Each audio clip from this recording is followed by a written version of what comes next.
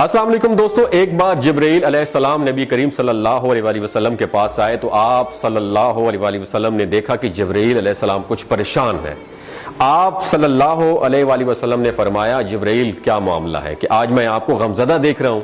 تو جبرائیل علیہ السلام نے عرض کی اے محبوب، کل میں اللہ پاک کے حکم سے جہنم کا نظارہ کر کے آیا ہوں، اس کو دیکھنے سے مجھ پہ غم کے آثار نمودار ہو رہے ہیں۔ نبی کریم صلی اللہ علیہ وسلم نے فرمایا کہ جبرائیل مجھے بھی جہنم کے حالات بتاؤ۔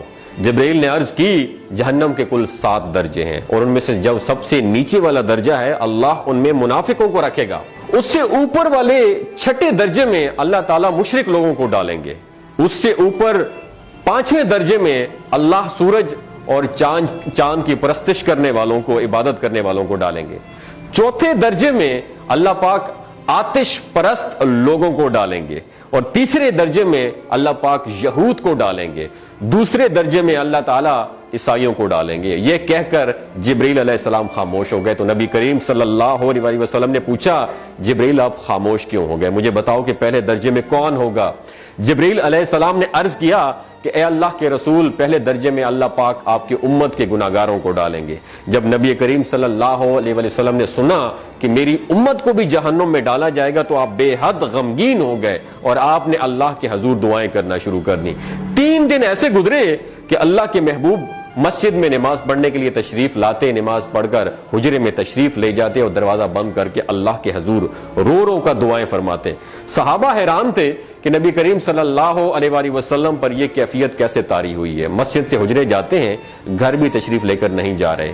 جب 3را دن ہوا تو سیدنا ابو بکر صدیق رضی اللہ تعالیٰ عنہ سے رہا نہیں گیا، وہ دروازے پر آئے اور دستک دی اور سلام کیا، لیکن سلام کا جواب نہیں آیا۔ آپ روتے ہوئے سیدنا عمر رضی اللہ تعالیٰ عنہ کے پاس آئے اور فرمایا کہ میں نے سلام کیا لیکن سلام کا جواب نہیں پایا، لہٰذا آپ جائیں، ہو سکتا ہے آپ کو سلام کا جواب مل جائے۔ آپ گئے تو آپ نے 3 مرتبہ سلام کیا لیکن سلام کا جواب نہ آیا۔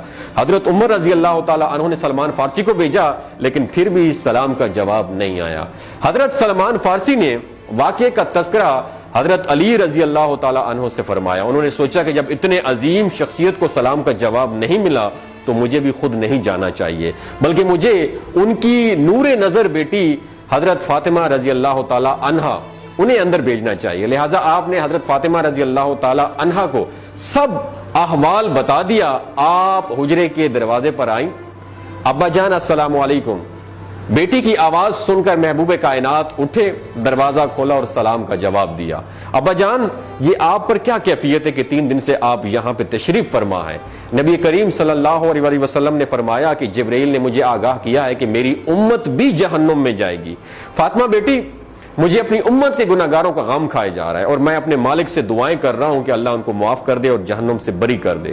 اور یہ کہہ کر پھر آپ سجدے میں چلے گئے، رونا شروع کر دیا، یا اللہ میری امت کے گناہگاروں پر رحم کر، ان کو جہنم سے آزاد کر کے اتنے میں حکم آ گیا وَلَسَوْفَ يُعْطِيكَ رَبُّكَ فَتَرْضَىٰ، اے میرے محبوب غم نہ کر، میں تم کو اتنا عطا کروں گا کہ آپ راضی ہو جائیں گے۔ آپ خوشی سے کھل اٹھے اور فرمایا کہ لوگوں، اللہ نے مجھ سے وعدہ کر لیا ہے کہ روز قیامت مجھے میری امت کے معاملے میں خوب راضی کرے گا، اور میں اس وقت تک راضی نہیں ہوں گا جب تک میرا آخری امتی بھی جنت میں نہ چلا جائے۔ بولتے ہوئے آنکھوں سے آنسو آنا شروع ہو جاتے ہیں بندے کے، جب بندہ سوچتا ہے کہ ہمارا نبی صلی اللہ علیہ وسلم اتنا شفیق اور غم محسوس کرنے والا ہے اور بدلے میں ہم نے ان کو کیا دیا۔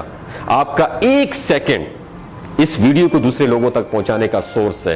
میری آپ سے عاجزانہ اپیل ہے کہ لا حاصل اور بے مقصد پوسٹیں ہم شیئر کرتے رہتے ہیں، لیکن آج اپنے نبی کی رحمت کا یہ پہلو کہیں ہم سے مس نہ ہو جائے۔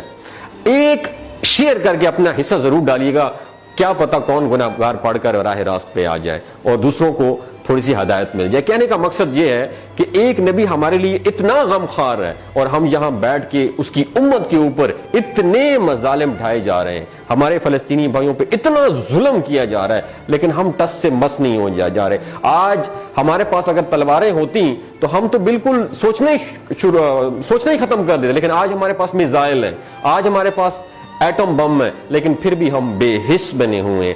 اللہ تعالیٰ ہمیں ہدایت نصیب فرمائے، اللہ تعالیٰ ہمارے لیے آسانیاں پیدا فرمائے اور اللہ تعالیٰ ہمیں نیک کام کرنے کی توفیق عطا فرمائے۔ اپنا اور اپنے ساتھ رشتوں کا خیال رکھیے گا۔ اللہ حافظ۔